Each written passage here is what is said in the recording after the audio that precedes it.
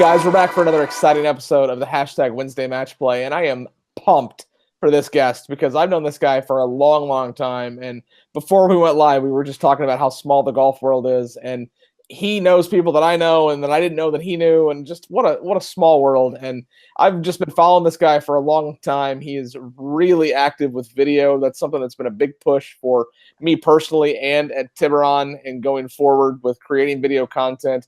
The guy's a world-class instructor. He's one of the top 100 instructors according to Golf Magazine. We're going to talk about that. I could talk for days about this guy, what he does. He just moved to Florida, so we're going to talk about that a little bit. He's from Arizona. I don't know if he's following me or how that works out, but I'm going to let him explain that. But before we do much more, this episode of the hashtag Wednesday Match Play is presented by Eat Sleep Golf. And I'm not going to tell you the big news, but I've got some big news coming in a couple of weeks about a really cool project I'm working with. So stay tuned for that. This episode is going to live here on YouTube. It's going to be available on iTunes and Google Play via podcast. And as always, this episode is presented by Eat Sleep Golf. So tonight we're going to welcome Chuck Evans to the show. And like I said, I could talk to you about him all day, but let's go straight to him and have him give us an overview of who he is, what he's doing, and what brought him to Florida. So Chuck, welcome to the hashtag Wednesday Match Play. Oh, thanks, Ricky. It's great to be here. I mean, I've been on a lot of other ones, and you and I just kept missing each other. So this is great for me. So, yeah, I just moved back to Destin, Florida. I was here for quite a while, and all over Florida, basically. And then moved back to Arizona, spent 8 years there. And I love the desert, but the desert didn't love me. Kind of like I think you actually followed me there because I was there first. Okay. You were up in the snow country. I'll allow that. That's yeah. Okay.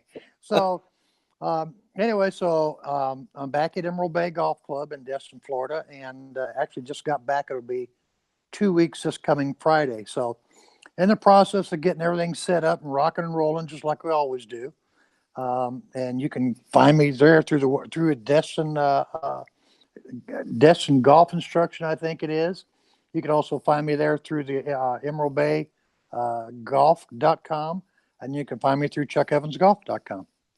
Awesome, man. Well, we got a lot of stuff to talk about on this show. It's only a half an hour, but we're going to cram a whole bunch of content in. And let's start with that Golf Magazine Top 100 list. That's an impressive list of instructors. I mean, from 1 to 100, that is an impressive list. So talk a little bit more about that list, being on that list, what it means to you as an instructor, and then does that help you get more lessons? Kind of just give us an overview of what that list is all about for you and your career. Well, I mean, I was an overnight sensation. I think I got on it when I was 55 years old, and I'm 68 now. So it was kind of an overnight sensation thing, But you're nominated by your peers, people in the golf industry, and then it goes through a vetting process, and it goes through several. There's like 5 different rounds of vetting process. And then they whittle it down, and kind of the way that it works is they have a pool of candidates that have been recommended. So they look at they have 4 changes that year. So they look at the 4 nominees versus the bottom 4 of the top 100, and do the new ones bring more or add to what the current ones do? And that's kind of how they do it.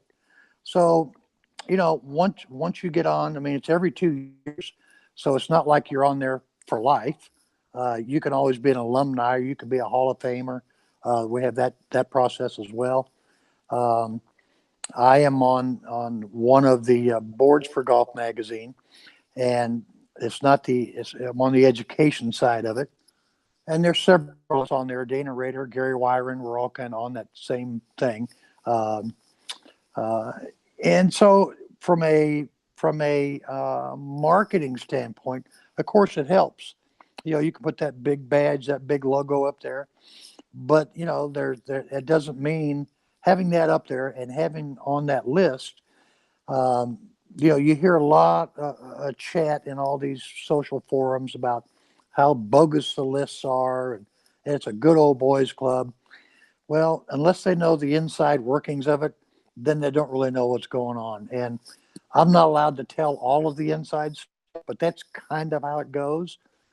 You are nominated by other golf professionals, and then it goes that professional can nominate you, but then it goes to 5 other vetting processes through 5 different people, and then Golf Magazine makes the final number. So it's really easy to get on the list, is what you're saying. Yeah, pretty easy. My goodness, Yeah. well, that just puts the people that are on that list into a higher regard. And I like the fact that it's every 2 years. I wish it was every year because stuff can change so quickly, especially the more connected we become as a society of being connected and being able to change and adapt to technologies. But every 2 years is kind of like the Titleist release cycle, and especially in technology. My goodness, I mean, I think TaylorMade's released a driver this week, and they got a new one coming out next week. Like, it's how it feels, right? Yeah. It's interesting that there's a lot of big names on that list. You mentioned Dana, and there's so many, and it's cool that just going back to the golf business being so small that you just get to know those guys and girls, and it's really cool to see people that I've known personally for a long time on that list, and that it's helping you in your career to get to that. Now, another thing that you do that I know nothing about is you're an ambassador for the Littlest Golfer. What is that, and what does that entail, being an ambassador for that organization? Well, lots of us have ambassadorships, or we represent companies, and I kind of I'm approached by a lot of different companies, but I take very few of them. But the Littlest Golfers, actually, they make clothing and clubs for just the littlest golfer. That's why they're called Littlest Golfer. They're like 3 to 8 years old, and it's really cool little set of clubs. And the clothing gear is it's really phenomenal when you see it on the little kids. So when we first talked, I don't know, maybe eight years ago, maybe 10 now. I really like what they were doing and what they were trying to do to bring in the Pee Wee players that nobody markets to, and that nobody gets them into golf. So you find very few 3-year-olds out in junior golf programs or on a lesson tee, but through the Littlest Golfer and being able to help them put together processes, introduce them to people, it was just something I had to support for all those Pee Wee golfers. That's really cool. Now, it's funny that you call them Pee Wee golfers, because when I grew up playing baseball, right, and I played Pee Wee baseball, and I still all remember that for the rest of my life. Like, just the memories that you create. And I always remember having the little glove, and I'm sure my dad still has one of those gloves that I used growing up. So that's really cool. And that's cool that you're able to get involved with an organization that, quite frankly, isn't directly connected to what you're doing as a career, but it's still connected because you're helping to grow the game. And, in last week's episode of this show, we had Derek Clemenson on. He's with the First Tee of Naples. And quick story, whenever I got to Tiburon, I said, I literally, the day that I got there, I walked out into the clubhouse, and I noticed that our practice putting green had 18 cups, gigantic double-ended range, yada, yada, yada. And after I got settled, I was like, look, what do we do with the first tee? Well, nothing. So why? So I reached out to Derek. I reached out to his team. Long story short, Monday and Tuesdays now in the evenings, they're at Tiburon. They're playing, they're practicing, they're utilizing our facilities in a time that they're not utilized. We held a fundraiser for them a few weeks ago and raised almost $12,000 to support that organization in one afternoon. And that's a little easy thing that we, in any facility that has a First Tee chapter, can do to just give back to this game, because those are the people that are eventually going to be your daily fee and members. And it's cool to be involved with. And I need to look more into this Littlest Golfer. And as you said, they're 3 to 8 years old. They're the littlest of golfers. So yeah, and I mean, they're now based down in Savannah, Georgia. I want to say it's the Landings, but Chris Wilson is the CEO.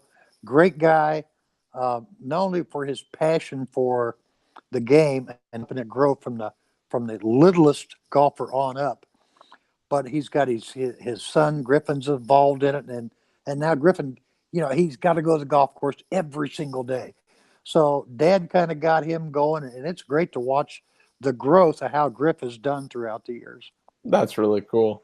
Now, you talked about being Arizona back to Florida, so your journey's been fun to watch. And I actually remember watching a short video a couple of weeks ago of you driving in your very packed full of stuff car. So Yeah. you moved from Arizona to Florida. Welcome back to the Sunshine State. So that's cool that you're back down here. Tell us a little bit more about that move. What inspired you to come back down? You talked about the desert not kind of playing nice with you, and what you're planning to do down here in Florida. Well, so, I love the desert. It just didn't love me. Um, as you know, we have all of those dusts and windstorms always blowing around.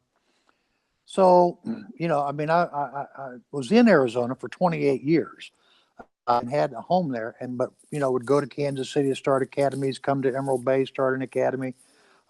We even had academies down at Orange County National for a while. And it all started out at Don Shula's place down in Miami at Miami Lakes years and years and years ago. But Arizona is growing, especially the Phoenix area, is growing so fast that just less than a mile from me, they're putting in 721 new homes on a road that can't support the population we already have. Because there's, out where I lived out in Gold Canyon, there might be 15,000 people live out there full time. Now you add another 721. So to make a long story short, the dust actually gave me 3 respiratory diseases.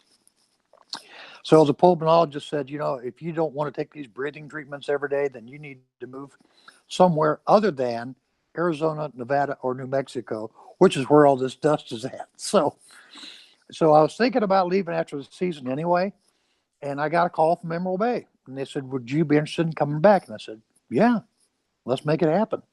So that happened in about the span of a month. Like I said, I was planning on leaving at the end of the season anyway, and I was thinking about going back to Kansas City, but when they called, I said, yeah, let's do it. So packed it up, brought everything down here. You saw the car, but I also shipped. All I brought was personal items, and I shipped 10 giant boxes of personal items and training aids. So, and of course, my car was packed too. So then you go from a 2,000 square foot home that you got everything in to about 1,000 square foot patio home, trying to figure out where you're going to put stuff. So it was quite the adventure. But I can give you a little secret. If your rear end or the bottom of your spine start hurting on these long drives, turn your seat heater on. That keeps the heat on it the whole time, and you'll be great. That is awesome. That's a life hack right there. That's a life hack. I don't have a heater in my seat, but we stopped about every 3 hours just so I could get out and walk around. So yeah. Now tell me about the club. I don't know much about the club, so maybe a little bit about Destin too as a golf destination. A little bit about the club. So Emerald Bay Golf Club's been open about 20 years. It was redone 4 years ago by Bob Cupp. It's a 7,000 yard semi-private course. Of course, we have a full practice facility, putting green, chipping greens. We have a wedge range that I'll be putting in the next week or so. And it's quite the track. You got to hit every shot. You got to hit fades. You got to hit it high. You got to hit it low. You got to hit draws. So the ending hole's a par 5 that the longest hitters can definitely hit it just short of the water that runs across the fairway. So sometimes you have to lay up a little bit, and then when you're hitting it to the green's surrounded by water in the right front half and the whole right side. So you got to make a pretty good shot to get in there and not dunk it. So the ownership is great. It's a place that makes you feel like you're at home. So that's awesome. Well, I'll need to plan a trip to come up and spend a weekend up there and see it. Yeah. I knew nothing about the club, and I was excited to see that you were coming back down here. So that's cool, and it sounds like you got a pretty good spot there. It's in a wedge range. I'm very excited to learn more about that because that's a part of my game that I've been working on a lot, and I recently got some new clubs, some new wedges, and just trying to get that dialed in. And that's a good segue into my next question because Bernard Sheridan and I, he's with Impact Zone and Bobby Clampett's team here at Naples at Tiburon. And I feel like everything in my game is dialed in, and I can't get off the tee to save my life. And for an example, a couple of weeks ago, I played 9 holes. Okay, 9 holes. after work one day, shot 40. Not a bad round. It would have been a lot better of a round had I not have 5 penalty strokes, all of them off the tee with driver and 3-wood. We had a lesson not 4 days ago, 5 days ago, and he moved me an inch, and I'm not kidding, an inch, and it's fixed my driver and 3-wood. So we'll see how that translates this weekend. But Right. let's say that somebody's watching and they don't take lessons. Whether they're a good player, I had never taken really lessons. I'd had a couple with Dan Attaway, who is a dear friend of mine who lives in the Midwest. And now that I'm taking consistent lessons with an actual teaching professional, working on a weekly basis with him, talk to somebody that's watching that doesn't take lessons and, I don't need lessons, or I'm not good enough. I don't need to take lessons. Kind of what's the encouragement you could give them to pick up the phone or go to their local club and take a lesson? Well, first of all, Jack Nicklaus said I'd take lessons, and if I'd take them, so should you. That's one of his quotes. So if the greatest player of all time takes lessons, you can go out to any PGA Tour event. 99.9% of them have their coaches there. They're already the best players in the world. Why do they need a coach? Because they need a second pair of eyes. Because you can read your ball flight and it'll basically tell you what's going on. But by the same token, how do you fix that? I mean, if you hadn't taken a lesson, how would you have fixed, you're missing the fairways? I wouldn't Right? have. It's trial and error. Because, nowadays people are reading all this stuff on social media. They're seeing all the videos on YouTube. This is a swing that you use. Well, that swing may work for one person. It may not work for you. So there's kind of a methodology, if you want to call it that, of blending what the player can do versus what they're trying to do. I can tell you that this is my 48th year, close to 200,000 lessons. And out of that 200,000, I've measured one player that actually swung the club the way their body dictated. One player. Everybody else is trying to swing like something they saw, on the internet, and it doesn't fit them at all. So that's one of the first things I do with players is I measure what their body wants to do, and then they can see immediately how they're fighting it. And from there, what we do is we work on, there's basically 4 things. The first key is you have to hit the ball solid. Don't worry about where it's going direction-wise. Just hit the ball solid. Because it's hard to control direction if you're mishitting every single shot. The next thing you do is you work on your face-path relationships. Of course, that dictates your start line and how much the ball is going to curve. And then you want to generate enough speed in your swing to play from the tees that you're comfortable playing with. So I have a little math formula for that. If you take your average distance of your 5-iron in the air, not on the ground, how far do you hit that 5-iron in the air, times 37, that will give you the tee distance that you should be playing from. So I see you're looking at your calculator. So go ahead. How far do you hit it? It's about right. I hit it about 178, 180, 65 to 6,600. That's my happy yardage. That's right. That's your yardage. So that's crazy. The way that works is, when I was younger, I could hit the driver, carry it in the air 285. I can't do that anymore. So I carried about 240 now.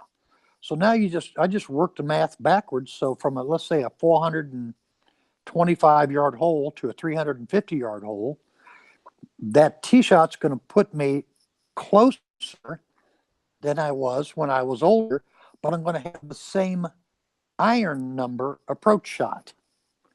So if I had an 8-iron in from 425, and now I'm playing it at 350 or 325, I still have an 8-iron in. So I dig that. I just worked it backwards, so it works every time. And I'm a big advocate for playing the right set of tees. And quite frankly, just because it's shorter doesn't even make it easier. We have family tees on our black course at Tiburon. And recently I went and played it to see what 4,000 yard tees, same golf course, but I'm 3,000 yards or 2,000 yards closer. Right. Well, it's not easier. I mean, my score was easier because I'm hitting wedge into par 5s, but it's still having to hit the fairways. You still have to hit the greens. You're hitting different clubs. Right.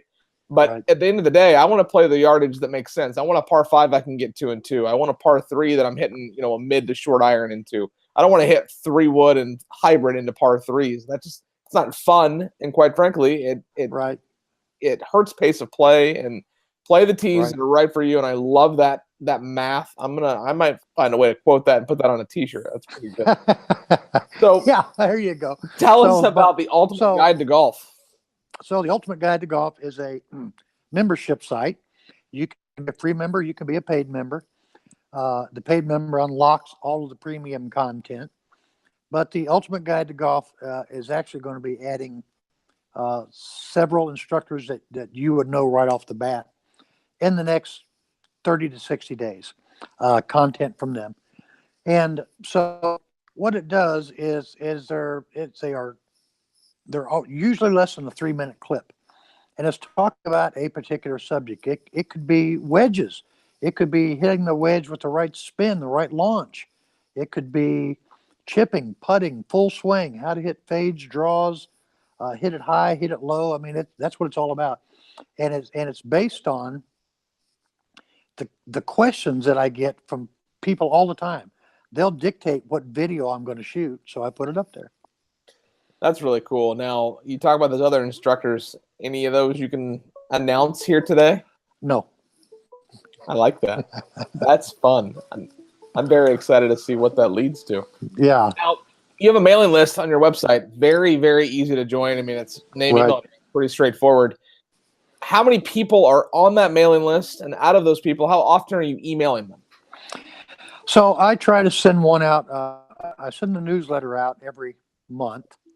I typically, if I have something to share, I'll send that out, maybe every 2 weeks. So they get email 3 to 4 times, a month from me. I've got about 28,000 on that email list. So a lot of them are people that I've taught over the years. I mean, I have videos and stuff of people I've taught going all the way back to 1986, 85, somewhere in there, from the old beta cams and the big video cameras. So I've converted all of those to first they were high 8s, then I had it converted all digitally. So, and they're up I put them up in a training space for them. So that's pretty cool. Now, real quick, you were talking about almost 200,000 lessons. Do you know how many lessons you've taught? Like, have you got an exact number? It's in excess. I quit keeping track about 5 years ago. Now, these are not all private lessons. This is clinics where I might have had 20 people. I mean, for 2 years, I was on the road doing a traveling golf show, if that's what you want to call it. And I was out 270 days a year. And we'd go to a different city every single day, and we would hold these workshops, and there'd be 100, 200 people. In Detroit, there's 400 people, and Carmel was the smallest. We only had 25 there.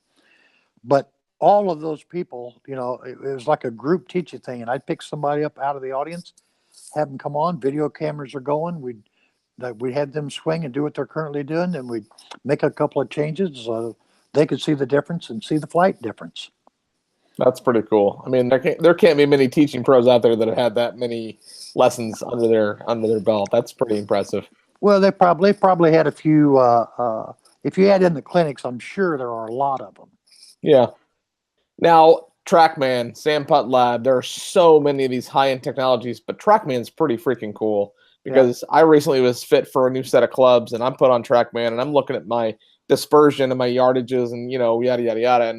And the clubs I ended up going with they don't feel as good as my old ones, but they're 4 or 5 yards longer per club and they're much tighter, right? So I'll sacrifice the feel a little bit for that, but that's coming from the technology. Whether I have to assume that it's accurate or almost exactly accurate, especially with TrackMan. Now, out of all the technologies that are out there, I mean, you got a slew of them to pick from. What ones do you use in your teaching, and do you have a couple of favorites?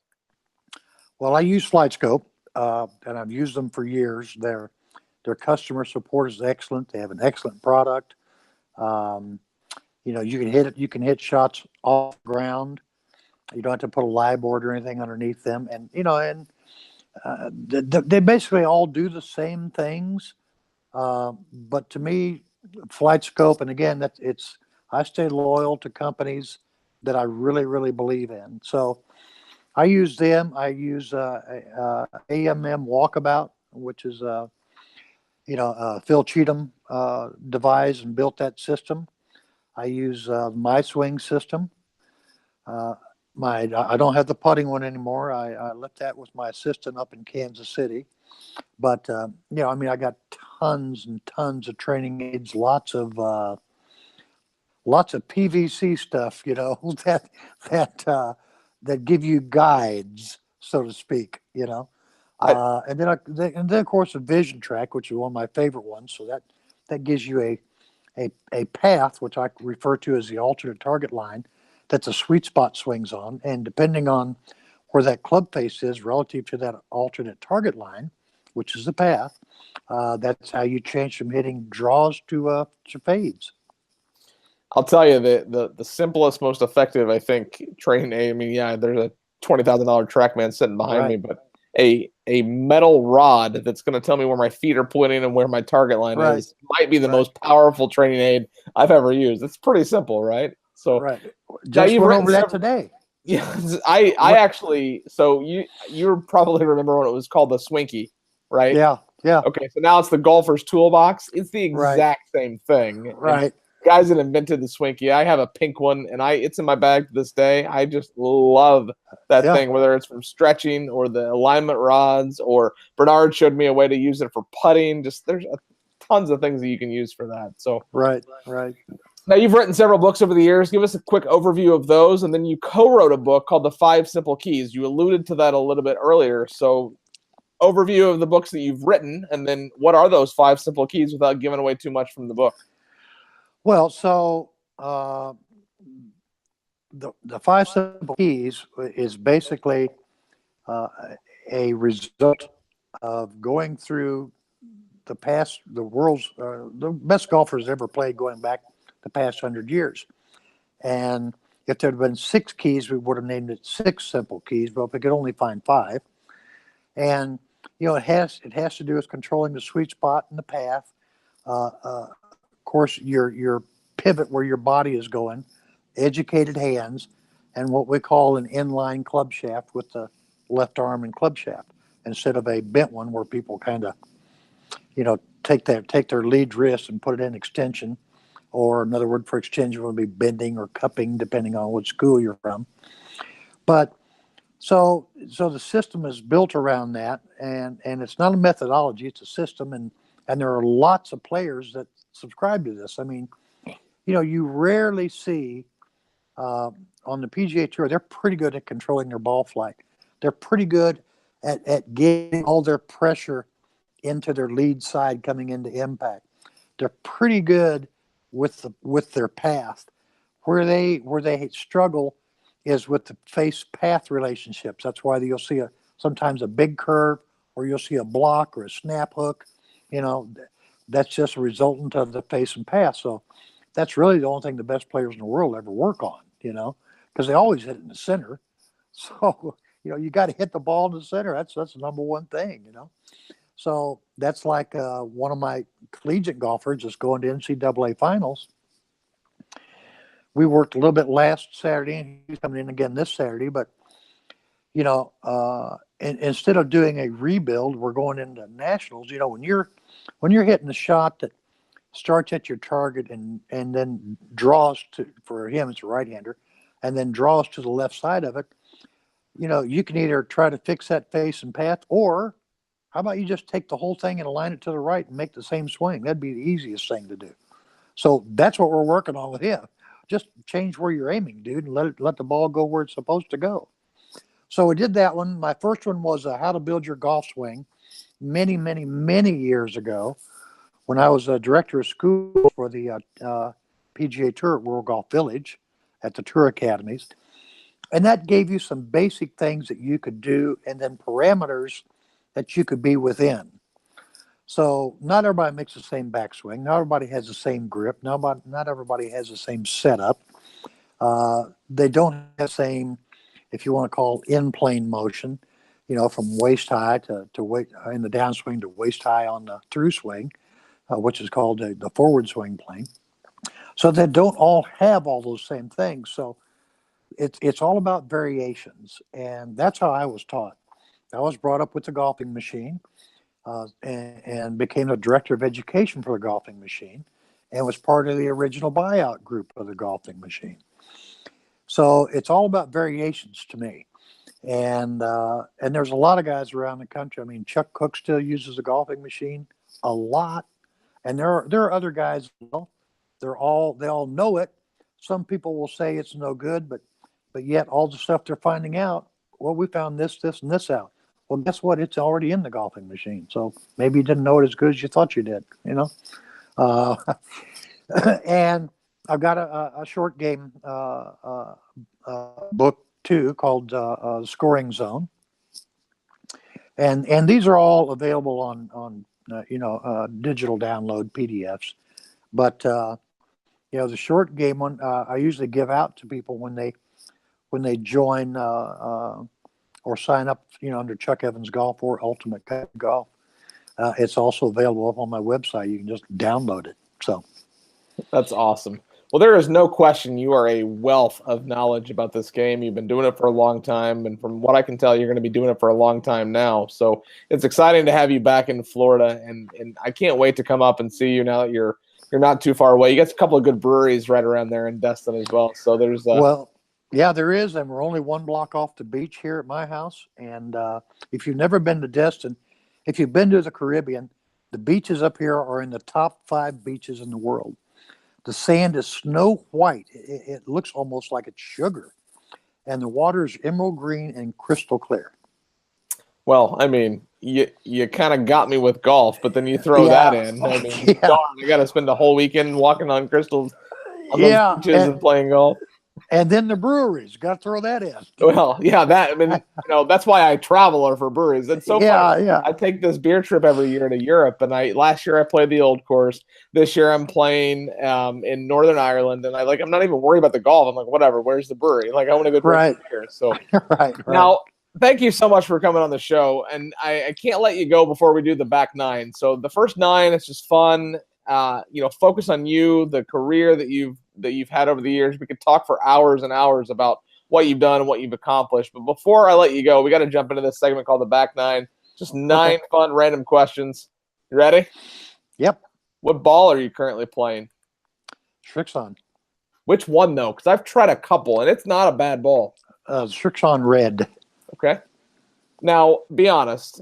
How far do you hit your driver? I heard you say earlier like 280. Yeah, I can't. No. 280. No, you used to. I still can't hit 280. Well, I used to fly at 280, 285. Now I fly at about 240, 245. That's about what I fly at. So maybe I should lift more weights. Do you teach any tour players? LPGA, PGA? Not anymore. But you did. That's cool that you had that. Yeah. What is your favorite PGA Tour major and why? Well, I like the Masters simply because of the ambiance of the golf course. And the Masters, more than any other major, I think, allows players that we may not have ever heard of to win the tournament. The British Open takes a different kind of ball striking. That's my second favorite. I like that. Yeah. Then I would have to say, the U.S. Open. And then the PGA would be my least favorite. Yeah, I'm with you on that. Now, you posted a video about this a couple of weeks ago on Facebook, and I'm curious your thoughts. Which is better, Cracker Barrel or Waffle House? Dude, they're both great. Depends on what you want, I have to be completely honest. I've never been to a Waffle House. Shame on me, right? You live in the South. That's like standard food fare.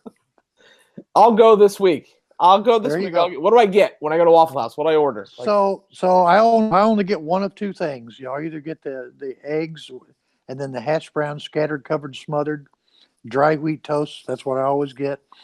I do not understand why people go to the Waffle House and order a steak. It's called the Waffle House, not the Waffle Steakhouse. Or I get a pecan waffle dark, which is cooked all the way through. I like your first. The first thing sounded pretty good. I dig that. Yeah. What is your favorite golf movie? Tin Cup. Ooh, good answer. That's Happy Gilmore's close, but Tin Cup might be just the fact that he didn't really know how to play golf when he filmed that movie. Like he basically learned how to play golf to record that movie, and that was filmed in Arizona as well, down in Tucson. Yep. So let's go back to Arizona. There are about 180 golf courses in Scottsdale, Phoenix area. What's your single favorite course that you've played in the Valley? That's a tough one because there are so many good ones. Any of the golf courses up at Desert Mountain, I like all of those golf courses. I would say that Cochise is probably my favorite up there because I haven't played, Mirabelle or Whisper Rock. I mean, I haven't played any of those. So, but out of the ones I played, I'd have to say Cochise up at Desert Mountain. And I haven't played there yet, so maybe I'll make a trip back and go try out. I haven't played anything in Desert Mountain, so yeah. Now, I based on your comments earlier about Jack being the greatest, I'm gonna have to disagree with you on that. I think Tiger's the greatest. But with that being said, do you think Tiger breaks Jack's record? Why or why not? If he continues on the track he's on right now, I'm really not sure, because if he does break it, he would be the oldest to win a major. I think Jack was 44, 45 when he won his last one. Tiger's already 40. So he's got 42. So he's got 3 years left to try and do that. I don't think he's going to break the record by the time Jack did. I think he will break Sam Snead's record of all-time wins. Now, keeping in mind what body and physical condition Jack was at 44, right. 45, 46, compared now, injuries aside, right. Assuming that he stays as healthy as he is and looks as good as he does and remains. And I've thought for the longest time, I thought he was done, to be completely honest. I thought it was over. And I've thought that in the last 6 months, quite frankly. And for him to come back as quickly as he did from spinal fusion surgery, like just saying it makes my back hurt. But then to come back and not only be making cuts, but being, not in the contention, but he's there. He's getting his reps in, like he's always said. I'm getting reps in. I'm playing tournaments. And I don't think he wins. I think he wins this year. I don't think he gets a major this year. No. But Chip Essig, and I'm sure you know the name Chip Essig from the PGA of America. He was on this show last year. And he said if Tiger wins one more major, he breaks the record. And I love that because he went in to talk about that. That's just the fire he needs to get back under him, to go back and just, Tiger's not playing to finish second. And that's never been the case. And I don't think that Tiger will ever play if he doesn't think he can win. And I think that's the day he'll retire, is the day that he thinks he can't win major championships. And it's really exciting to see him kind of coming back, and it makes golf exciting again for it does. It's good for the networks. It's good for the advertisers. And I think if Tiger wins one event, he's got to win one, then that'll light him up to get going. But the swing that you're seeing is a culmination of everything that he and Como worked on, but he couldn't do it because of his back. So what we're seeing today is a result of all that stuff that they put the time in that he couldn't do until he had this surgery. It's going to be a really fun 2, 3, 5, 7 years if he stays healthy. That's all it boils down to. And Chuck, your last question of your hashtag Wednesday match play is, what's next? I mean, you're just getting resettled into Florida, but what's next for you and your efforts at the club that you're at now? Well, we always have some form of elite junior program, so we'll be doing that again here. We had it here before. We had about 80 kids, 90 kids in it that year round. So hoping to get, the juniors going again, because that's, they're the future. Guys my age, we're not the future. We're the past. We're not going to be growing this game. We got to have somebody to take our place. And unfortunately, there's a lot of golf courses that don't want juniors. And I go, so you're happy with your 70-year-old members and nobody coming in the door? That's not a good model to me. It's not growing the game. It's not a good business model. So we've got to get the youth in there. In fact, I've got a deal on Friday, and it's a fundraiser for some of the schools over in Fort Walton Beach. So hopefully, that'll go well, and we'll get some money to help these kids' golf programs. That's awesome, Chuck. You're a legend. There is no question for what you've done for the game and what you're going to continue to do. And you are always welcome back on the hashtag Wednesday Match Play. Glad we were able to finally get you here, and I really appreciate your time. And I know that you've had a hectic couple of weeks getting down to Florida and getting settled and getting back into the swing of things. But I look forward to following along on Facebook and your website and through your email marketing and everything you're doing down here in Florida, and it's glad to have you as a part of the Sunshine State. This episode of the hashtag Wednesday Match Play will be on iTunes. It'll be on Google Play via podcast. It'll be on YouTube. It'll be shared to Facebook, Twitter. It's not hard to find episodes of the hashtag Wednesday Match Play. We'll be hitting episode 100 here in just a couple of weeks. Very excited about that. Got a special guest coming on from the other side of the planet, a guy that I've played some golf with in the past and a guy that I'm going to see again. We're playing golf in Northern Ireland here in a few months, so excited to have him on as the guest for episode 100. And I cannot thank you enough, Chuck. It's been awesome catching up and learning more about what you're doing and what you're planning to do. And as always, on the hashtag Wednesday Match Plays, you have to remember to eat, sleep, golf.